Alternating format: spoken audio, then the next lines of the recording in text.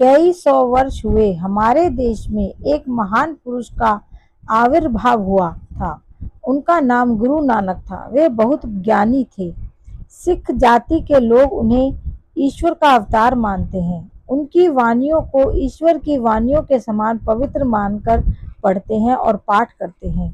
गुरु नानक ने ज्ञान, भक्ति, प्रेम और ईमानदारी का प्रचार किया है।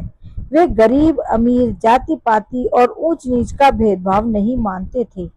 वे सबको अपना मानते थे, सबकी भलाई चाहते थे। गुरु नानक ने घूम घूम कर लोगों को सच्चाई, ईमानदारी, एकता और मानवता का संदेश दिया। एक बार गुरु नानक एक गांव में गए। गांव के लोगों ने उनका दर्शन करके बहुत आनंद प्राप्त किया। उनके उपदेशों को सुनकर अपने को बहुत बहुत धन्य माना। जब खाने का समय हुआ तो गांव के जमींदार और एक लोहार ने उनसे प्रार्थना की, गुरु जी, आज हमारे यहाँ भोजन करके हमें पवित्र कीजिए। गुरु नानक ने सोचकर कहा, भाई, हम तुम दोनों के यहाँ एक साथ भोजन कैसे कर सकते हैं? इसलिए अच्छा हो तुम दोनों अपने अपने भोजन को यही ले आओ। जमींदार और लोहार दोनों बड़े उत्साह के साथ अपने अपने घर से भोजन ले आए। दोनों ने अपने अपने घर का भोजन गुरु नानक के सामने रख दिया। जमींदार के भोजन में पूरियां, हलवा और खीर आदि था। लोहार के भोजन में मक्के की रोटी और नमक की डली थी। गुरु नानक ने दोनों के भोजन को बड़े ध्यान से देखा। फिर वे लोहार की मक्के की रोटी को नमक की डली के साथ खाने लगे। जमींदार को बड़ा आश्चर्य हुआ।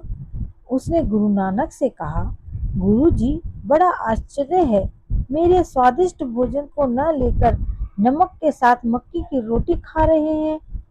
बता सकते हैं आप ऐसा क्यों कर रहे हैं? गुरु नानक ने कुछ उत्तर न देकर एक हाथ में मक्की की रोटी का टुकड़ा और दूसरे हाथ में पूरी का टुकड़ा लेकर जो बड़े जोर से दबाया। आश्चर्य! मक्के की रोटी के टुकड़े से दूध की और पूरी के टुकड़े से खून की बूंदें गिरी। गुरु नानक के पास बैठे हुए लोगों को बड़ा आश्चर्य हुआ। उन्होंने प्रश्न किया, गुरु जी, मक्की की रोटी के टुकड़े से दूध और पूरी के टुकड़े से खून की बूंदें क्यों गिरी? गुरु नानक ने भेद की बात बताते हुए कहा, लोहार की मक्के की रोटी उसकी ईमानदारी और परिश्रम से पैदा हुए अन्न से बनी है, इसलिए उससे दूध की बूंदें गिरी हैं। किंतु जमींदार की पूरी जिस अन्न से बनी है वह बेईमानी से पैदा किया हुआ है, यही कारण है उससे खून की बूंदें गिरी हैं। बेईमानी से पैदा किया हुआ अन्न खाने से आत्मा का तेज घट जाता है, इसलिए मैंने जमींदार के घर की पूरी नहीं खाई। गुरु नानक की बात सुनकर सभी लोग बहुत प्रसन्न हुए, पर जमींदार का मस्तक झुक गया, क्योंकि गुरु नानक ने जो बात कही थी वह सच थी।